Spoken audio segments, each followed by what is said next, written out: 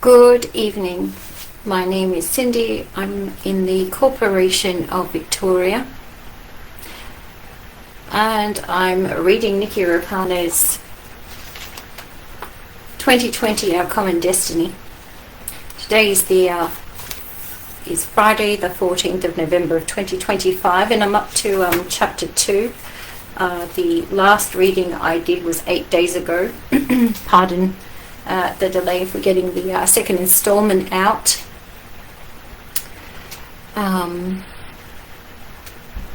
It's telling me action needed, the frame rate is too slow. I do not know how to fix this at this point in time. Mary, is everything working?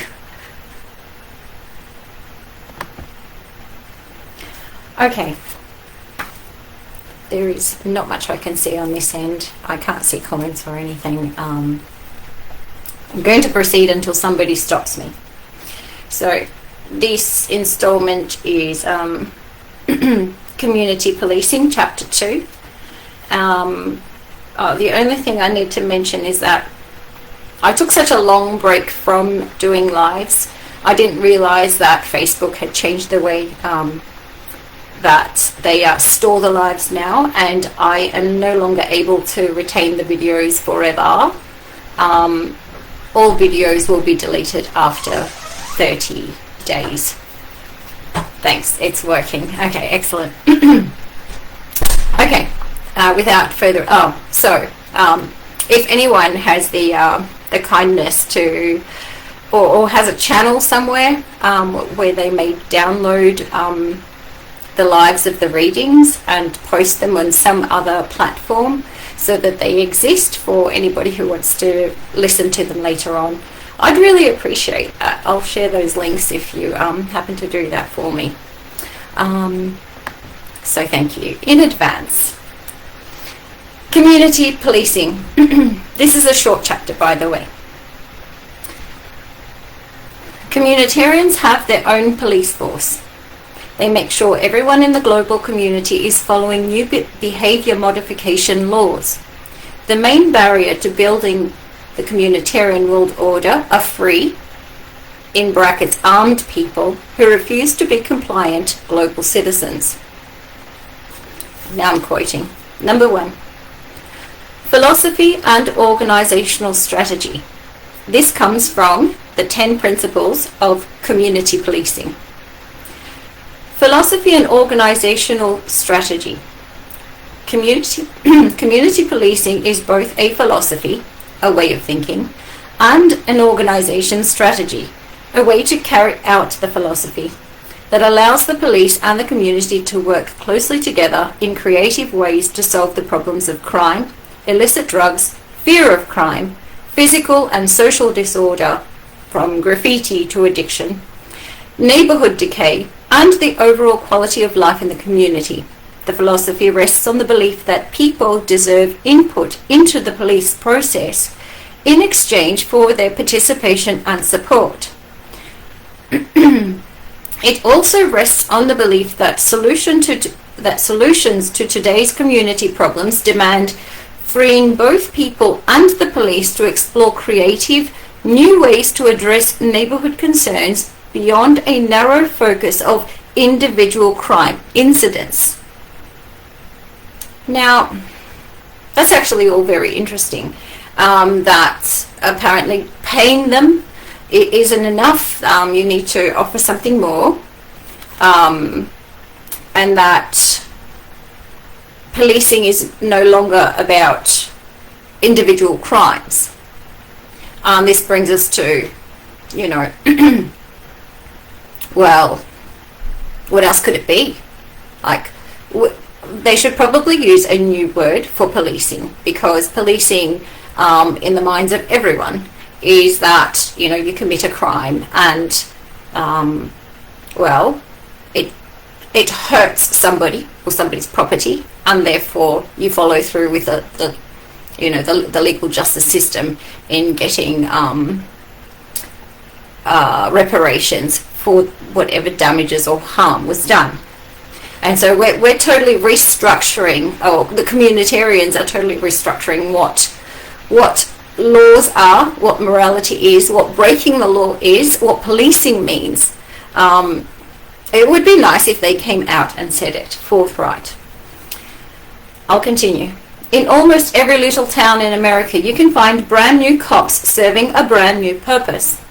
The Office of Community-Oriented Policing Services, which spells COPS, and I'll repeat it, the Office of Community-Oriented Policing Services was created in the US Department of Justice in 1994. Federal cops are a new military unit auxiliary to local police departments. So I thought cops was, some, cutesy term for police. It actually originates in something real, and that is the Office of Community-Oriented Policing, instead of crime-oriented policing, I suppose. And this is not obviously contained to America, because when I called about a parking fine, I spoke to the community law officer of the shire I was living in at the time. So it's a real thing, and it's everywhere. There are a lot of new acronyms to identify them. Community police teams, CPT. Community police officers, CPO. Community services officers, CSO. Mental health officers, MHO, are just a few. Communitarian Ideals for Justice went global in 1995. After 12 years, it's still sold to Americans as community police just walking around the neighborhoods being nice. In Mexico, where they don't have the burden of their northern neighbors' constitutions and educated voting populace, it's called the System of Communitarian Security. Quoting now from, it's a Spanish thing.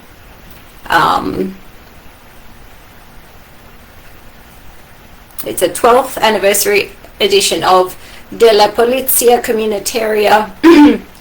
Piden respeto y restricto al sistema de justicia comunitaria, CDHM. No, I can't do it, sorry. It's from 19th of the 11th, 2007. Quoting, since its foundation, the system of communitarian security and justice has been persecuted, undermined, and criminalized by the Guerrero government. Almost 20 arrest warrants have been issued against the leaders of the Regional Coordinator of Communitarian Authorities, which is CRAC for short, CRAC. Regional Coordinator of Communitarian Authorities, and against the founders of the Communitarian Police, and investigations have been launched against several Communitarian policemen. At the 12th anniversary of the Communitarian Police, they demand unconditional respect for the Communitarian justice system. Okay. Like the federal police patrolling national parks, these police teams have new vehicles. Some are labelled outright as community service vehicles, while others go unmarked. Cops drive bikes, cars, vans, trucks, four-wheelers, tanks and Humvees. Cops has invested $7.5 billion to add 130 militarized police to more than 12,000 American law enforcement agencies. They have provided almost 4,000 agencies with more than $1 billion in technology so far. Let's not forget this was written in 2006. They promise critical resources and plan to create innovative community policing strategies. Innovative often refers to technological. In 1998, the Department of Justice merged with the Department of Defense. Weird, isn't it? Because, the Department of Defense is national and it deals with the external countries, whereas the Department of Justice usually is, federal and has to do with national crimes. It's interesting that they've just gone blanket. Everyone's a terrorist now. Some are labelled outright as community service vehicles, while others go unmarked. Or you might want to think of it as a type of consolidation, consolidating the authorities of punishment. let's say.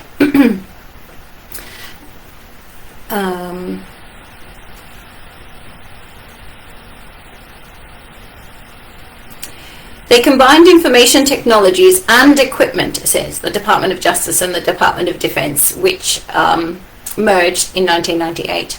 They redistributed leftover surplus Cold War weaponry to local American police forces. This explains the new police arsenal's armored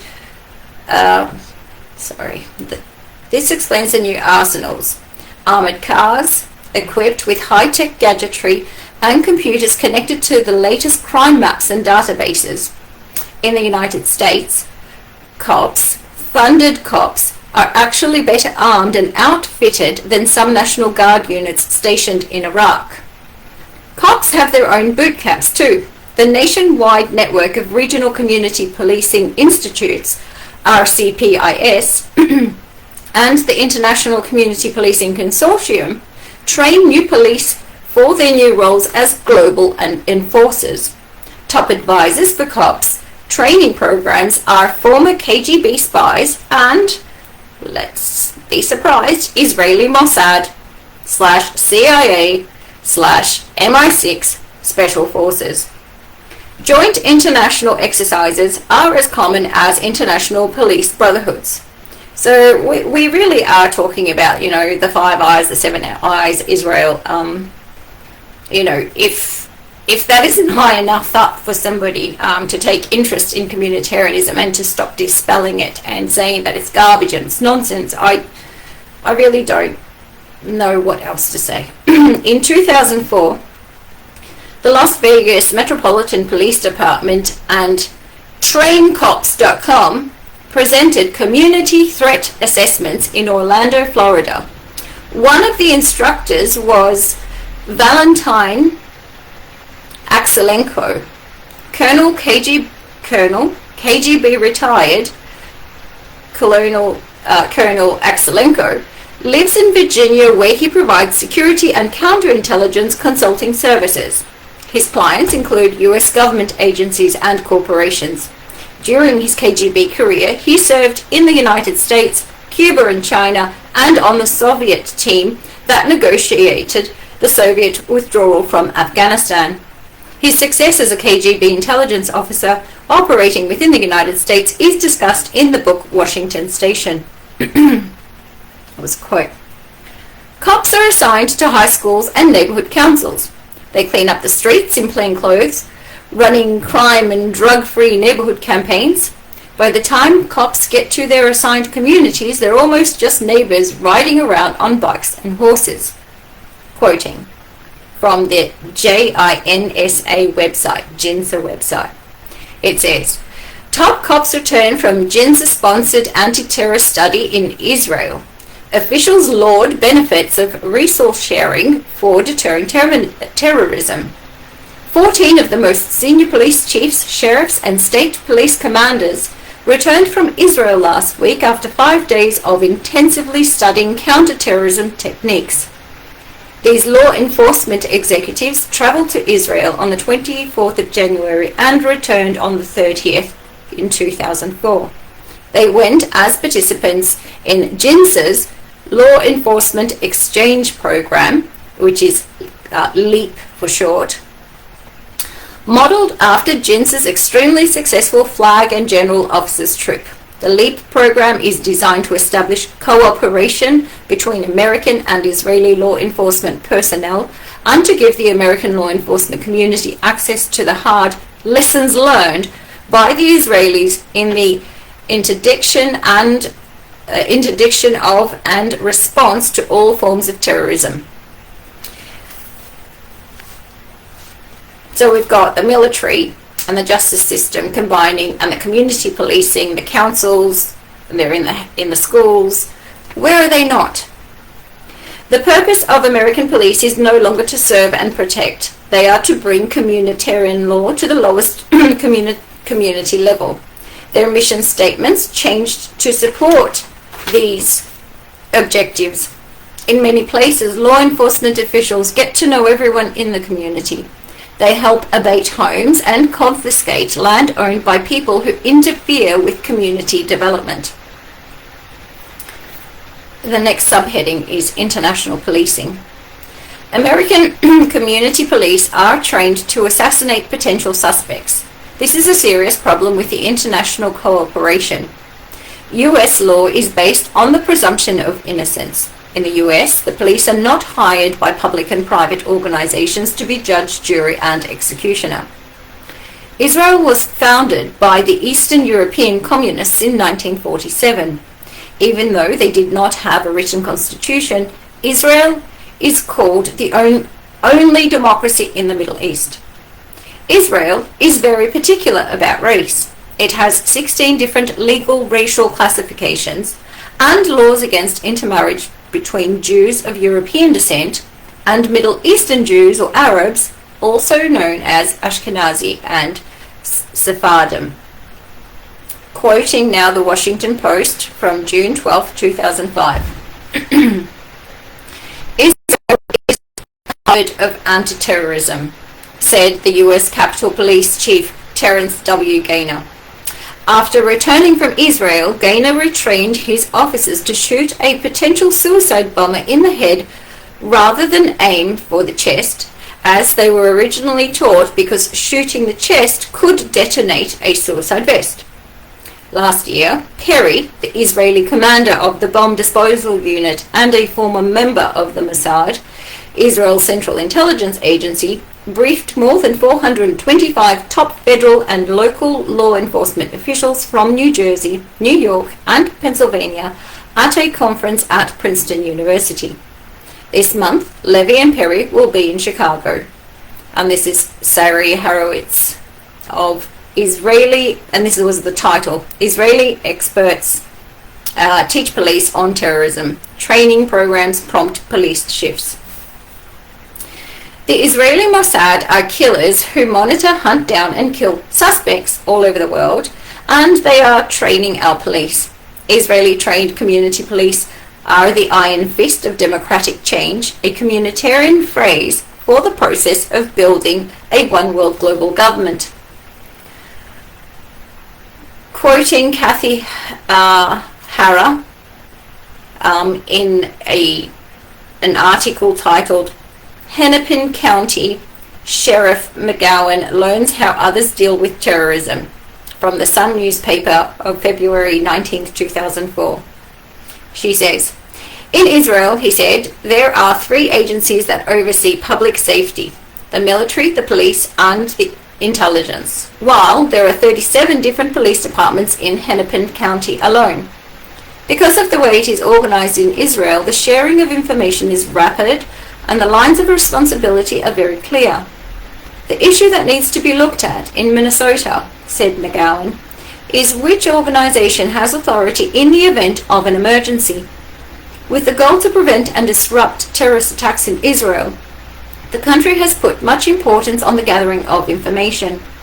The country's intelligence system is one of the most sophisticated in the world, and they rely heavily on human intelligence. The same level of surveillance would meet with strong resistance in the United States, said McGowan. But in Israel, where violence is such a frequent fact of life, that is the only way they can protect themselves.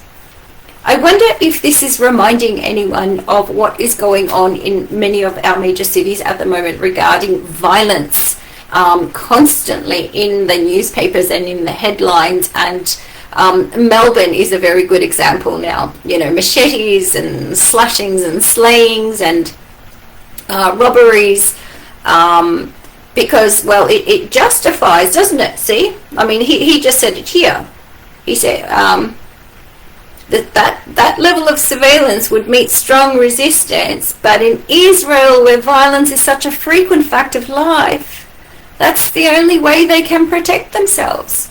So if we are watching, you know, the 9-month-old baby and you know, the 70-year-old grandmother and the adolescents, you know, playing on their screens, playing with themselves, if we're watching everyone, well, then we're it's safety, right? Americans are often mixed up about what democracy means. They are convinced our nation was founded on democratic principles and majority rule. In brackets, it's based on constitutional law. It never occurs to Americans to ask how every communist police state in the 20th century was able to call itself a democratic government. In the 1970s, Cambodia's progressive democratic Khmer Rouge filled their infamous killing fields with 1 million Cambodians. Billions have been slaughtered in the name of democratic freedom. Democratic freedom means the right of sadistic killers to torture and liquidate dissenters and root out insurgent rebel factions. Gone are the US laws that protect the individual from both mob rule and minority interest groups. The former Republic of the United States of America now violently imports and exports communist/communitarian democracy, much like the Khmer Rouge. We have another quote here by the Australian researcher Peter Myers, who analyses Victor Ostrovsky and Claire Hoy's book By Way of Deception, published by St. Martin's Press in 1990. And so what did researcher Peter Myers have to say about Ostrovsky and Hoy's book By Way of Deception? "My name is Aharon Sherf," he said. "I am the head of the academy. Welcome to the Mossad. Its full name is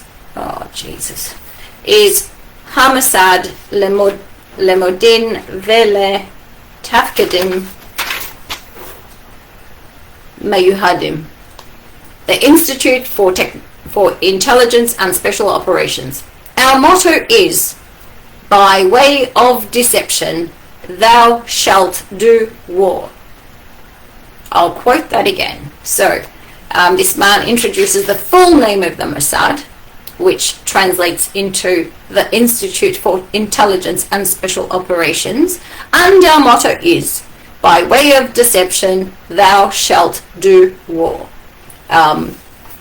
Anyone who's been calling out war for the last 6 years, you are probably right. Connecting the global to the local. In 1995, Housing and Urban Development, HUD for short, distributed software called Community 2020. They upgraded a quiet little pilot test called the Weed and Seed program. American cities have been building community maps of hotspots since the 1980s. With the help of Community 2020 and community police, HUD started to identify and pull bad weeds. Then they planted good seeds. At first, HUD and the community police focused primarily on drugs, gangs and violence in public housing complexes, urban slums, projects and tenements. By the late 1990s, they always start with the really vulnerable and the things that you want cleaned up, right? And then they move on to the good people. By the late 1990s, they had worked their way into the suburbs, urban middle class, and the university neighborhoods. And this is why, we don't really care when it's someone else. It's like, oh, it's not me, I'm exempt, I'm special, I'm, further up the ladder. I've got enough money for that. And as the bottom gets, hollowed out, then we see ourselves, coming further and further down. And I am noticing in rich areas, people with a lot of money, which is very evident when people have a lot of money in a demographic area, it screams basically, and these people are just as angry, just as hostile, just as aggressive as people in the slumming it. It's been eye-opening the last few weeks to see that. Sorry about my interruptions. It was decided that, but I think it's important to kind of go, hang on, it's not just in the book that was written, 20 years ago. It's real, and I see it here in Melbourne all these years later. It was decided that logging each American's information into the Global 2020 database would help local planning departments root out problems and write better plans for the future. Gathering private information is justified by the need for a healthy and sustainable community, sustainable development. Seattle, a very progressive city, is a great example of these early sustainable experiments. It was one of the first to test out the new programs. Now, this information has reached, the ears of, Australians who've never even been to America. Even I know that, California and Seattle are like spearheading the way on communitarianism, and it's already here. It's noted here, and we can see what's happened, what's transpired over 2 decades. Exactly what's been said here. Almost 10 years before David Goldman began teaching sustainable development as an environmental science at Nova High School, a private firm called Sustainable Seattle was a presenter at the UN Earth Summit in Rio de Janeiro in 1992. Rick Krokelis, a Sustainable Seattle board member, was also the director of the Department of Design, Construction and Land Use, DCLU. Conveniently enough, Director Krokelis could serve his personal economic interests and political ambitions at the same time and be protected by a private-public partnership with himself. His private company provided the dog and pony show used at local development meetings. In 1998, Seattle's Roosevelt Neighborhood Association worked with Sustainable Seattle, the DCLU, and community-oriented policing services to design Roosevelt's vision for the future. The plan for the Roosevelt neighborhood included plans such as pedestrian corridors and light link rail development, and vague, lofty goals to increase livability by reducing fear.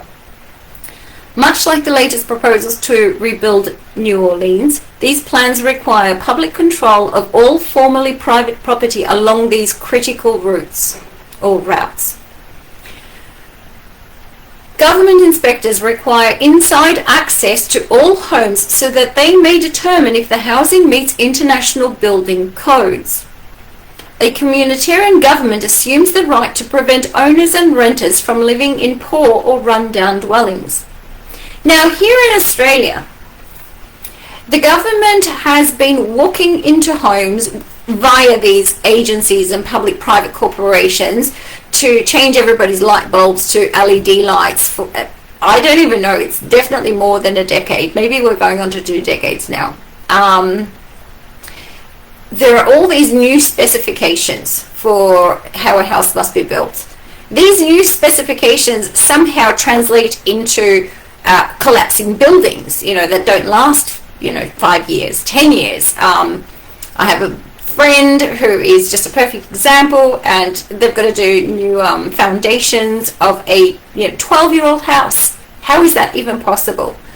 We have lots and lots of federation houses, which means they're like 100 years old, and they're standing perfectly and they still haven't cracked, and there's nothing wrong with their foundations. And yet all these new builds that have been going on since, I would say, about the mid-90s, they're all falling apart. They're disposable. And I wonder about this disposability. Like, are they really truly are they truly making them disposable because they are going to reduce the population that much, or they just really want us living in slums? And so my point is that they've found 100 different ways to enter your house. If a contractor comes and an electrician to do something, he has to get signed off by somebody else. Like, there's all this cross-referencing and cross-checking and paperwork sent to the government. Like, you changed a plug in your house. Well, the council needs to know. Everybody needs to know. They need photographic evidence. If you're going to sell a house, you practically can't do it without a building and pest report, and the building and pest report people will come and analyze the building in a way. You'll pay for it, by the way. But the analysis, the granularity of that analysis, they are using technologies that see through the walls. They are measuring walls, floors. The next person that comes along, if you've changed the wall, if you have raised the floor, if you have done anything, it will be known, because that information exists with the new technologies that they're using. So this is not about, selling something to, the other guy down the street. This is about data harvesting. A doctor will not diagnose you like these are building reporters, these are whatever they're called, these inspectors. They should just go into medicine, basically, because they do a really thorough job. But the thorough job isn't for you and I. It's not for the seller. It's not for the buyer. It is for the data repository. It's for the inventory. The government, public-private corporation, amalgamation, fascistic, what they want is an inventory of their property. Okay? That has to be known. With the excuse of, we want it to be safe for you, and we want it. That's bullshit. If they wanted it to be safe, they'd cut down the trees that are threatening to fall on our heads. Okay. If a dwelling cannot be brought up to code, regardless of the owner's plans to tear down structures and rebuild, the owners face compounding fines of $150 per day per violation. If the owner cannot or refuses to pay the fines, the homes are seized under drawn-out abatement proceedings in Communitarian municipal courts. Seattle's developers had a tough time getting into targeted homes without legal search warrants. Because of Seattle's constitutional municipal laws protecting private homes, the rail planning committees were unable to gain interior access to homes in Roosevelt that they had targeted for future best use abatements. So, in 1999, cops planned and executed an innovative enforcement procedure. No laws get in the way for these people. They just they rewrite them. It's simple. First, a committee of developers, land use agents, and cops identified all of the shared housing in Seattle as rooming and boarding, R&B houses. So they give it a new name. That's why you need to be suspicious when departments change names, when anything changes a name. When a street changes its name, there's a reason. They're not doing it for marketing. They're not doing it for fun. They're not doing it because, they had a better idea. They don't waste their resources and time changing things for the fun of it. Like when you fix something that's not broken. In their eyes, it's broken because they can't manipulate it the way they can't maneuver you in a certain way. So they are creating they're implementing new constraints, changing up the game board so that it allows them to move where they need to go, and it pushes you in a direction you probably don't want to go into.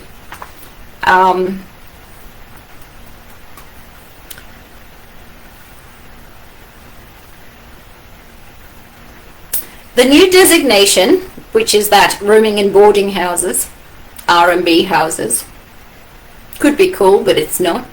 The new designation was inserted into Roosevelt's Local Agenda 21 plan at IC-L-14 and 15. They created new policies specifically to regulate R&B housing, retrained local government agencies, related organizations, public servants, and volunteers to report private data into HUD's Community 2020 database. Innovative ways to gain access to the insides of private homes were designated as the Parking Lot Project.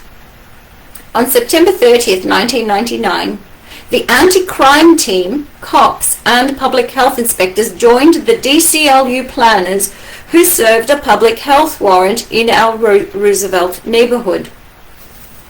And now I'm quoting.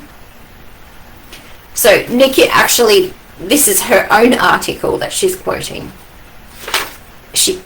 This was as reported by Niki Raapana in October 1999. 20 members of a community police team rounded up 13 residents in 2 houses near the University District.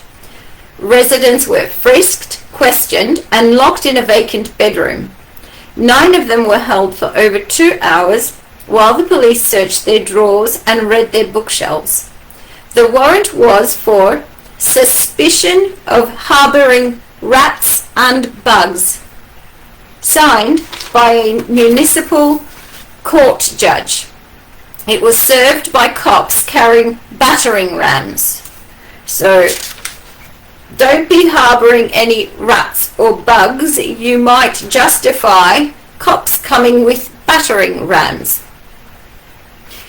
This is the news that doesn't matter. After this occurred across the street from us, many people we know refused to believe it and it had ever happened, simply because it wasn't in the news.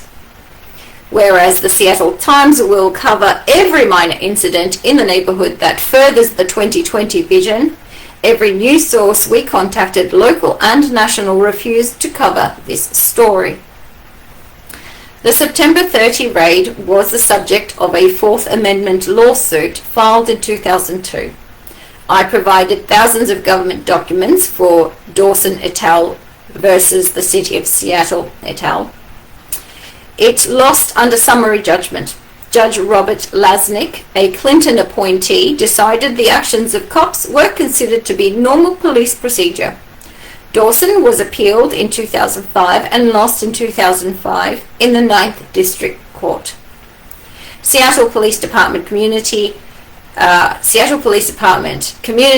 Team Officer Hope Bauer was a guard during the raid. We never obtained a list of the officials present at the raid. The Dawson clients provided the information during my first video interviews with 8 of them on the night of the raid. When the residents of the homes began to complain that they had rights, such as to put on some clothes, call a lawyer, or go to the bathroom, Officer Bauer told them to shut up and threatened them with arrest. She told her American hostages, "You people have too many rights in this country as it is." Unlike Nordica, who went to a very progressive high school, the first time I heard of the WTO was during an interview with a Seattle police officer on October 9, 1999. According to Officer Dorney, the raid was part of a WTO training exercise and nobody there was in command of the team. At first, I assumed WTO was another acronym for another obscure Seattle City government agency. There were so many. When Officer Dorney explained that the WTO stood for World Trade Organization, I was baffled.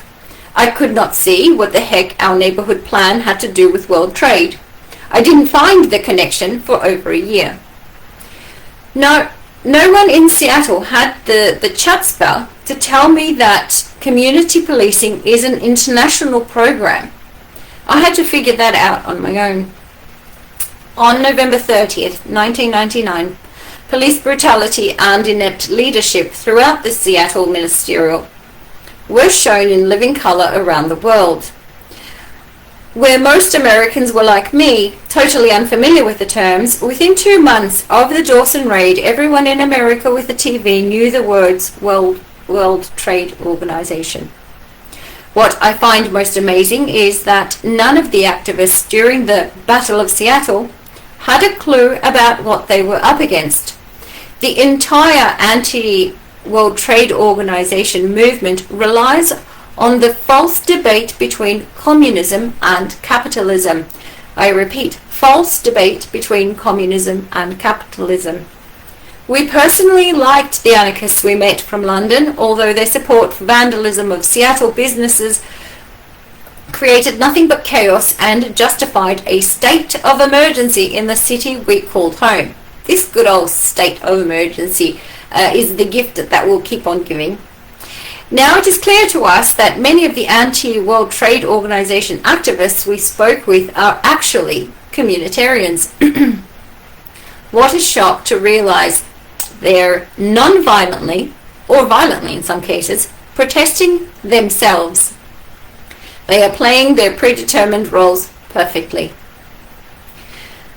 Most disturbing about the Battle of Seattle was that it was not a battle at all. The riots shown on television were staged. And anyone who's been anywhere near these sorts of riots in any country will probably be able to testify the same. Somebody with their eyes open, of course.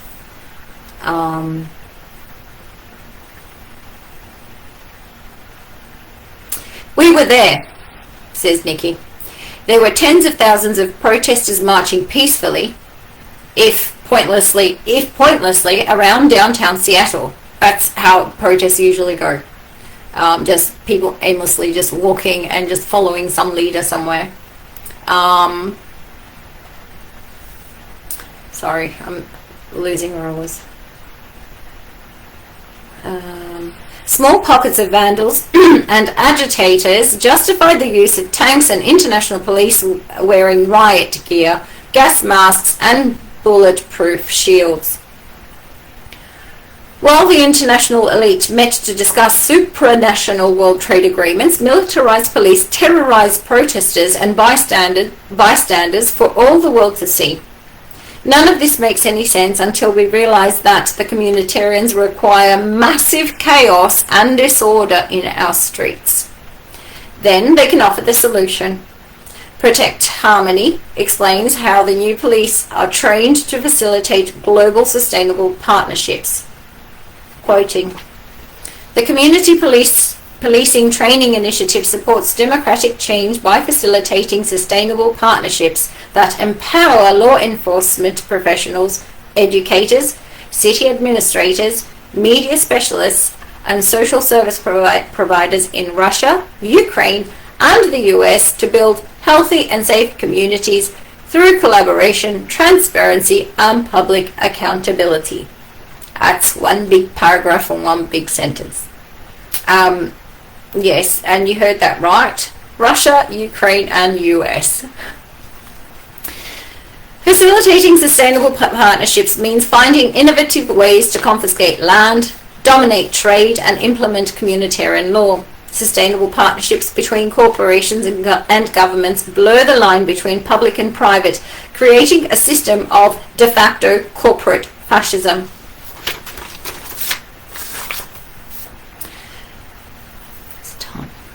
The US government is not supposed to collaborate with corporate interests to steal land from property owners. The sole purpose of our government is to protect the property and privacy rights of individuals. They exist only to assure that we retain control of ourselves and our possessions. But, according to the communitarians, all the laws passed by our local, state and federal legislators that further established greater protections of our property and privacy from corrupt government all somehow damaged the common good. Our system is so immoral, we need them to shore up our outdated laws that protect our individual rights. In their playbook, none of our laws can hold its ground. Quoting now Amitai Etzioni from the Communitarian newsletter number 4, October 17, 2005. He says, as a scholar who dedicated the last 15 years to communitarian public philosophy, I have frequently argued that individual rights have been unduly expanded, often at the cost of the common good. In addition, I devoted a whole book to the limits of privacy, and I am among those who hold that September 11th, 2001 changed what constitutes a reasonable search. Dr. Etzioni has written 26 books, each defining the many changes we need to make in order to create a stronger global government. He is a strong proponent of a national ID database. Digital twinning and digital identities.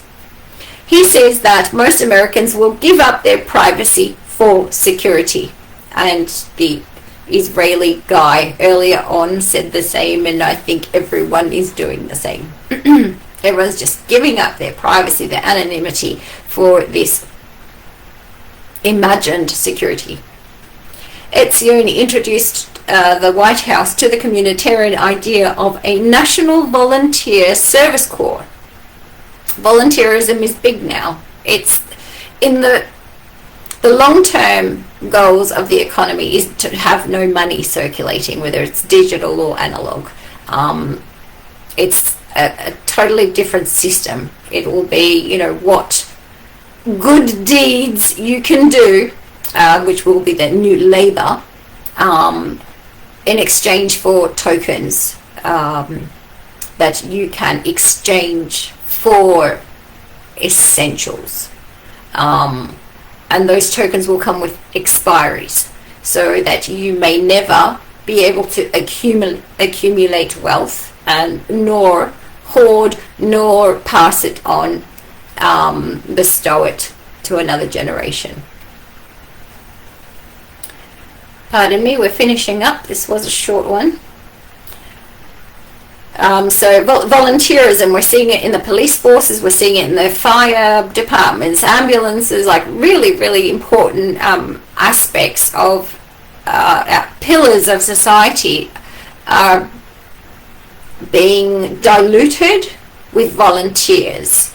And, there's always, that interim period, that overlap period where you kind of got one and the other both going at the same time, and then you increase the proportion of the new thing you want to implement. So we may have 5% volunteers in such and such a year, and then the following year we increase it to 10% volunteers, and we make redundant another 5% of the actual paid workforce. And this is what we're seeing now, with the especially the firefighting departments in Australia. Most firemen are volunteers. What is going on? So everyone in the country will be asked to pay or to serve. We all have our pre-identified place on the new world map. A pre-identified place in the new world map. So you don't get to choose, I want to be an accountant, I want to be a lawyer, I want to be an artist. No, you'll have a pre-identified place on the world map according to which region you live in, which country you live in, which state you live in, which street you live in, which community you live in, and what is needed in that community. If they don't need an artist and they need, a garbage collector, well, I guess you might be doing garbage collecting. The question we all need to ask ourselves now is, are we an identified problem, or are we an identified community asset? So are you going to be a problem or a community asset? And that is the title of the next installment, which will be chapter 3, and hopefully it won't take 8 days. And that is asset-based community development, ABCD. So next time we'll talk alphabet. And I thank you for listening, and I'm very glad to have kept it so short, because this really is a record.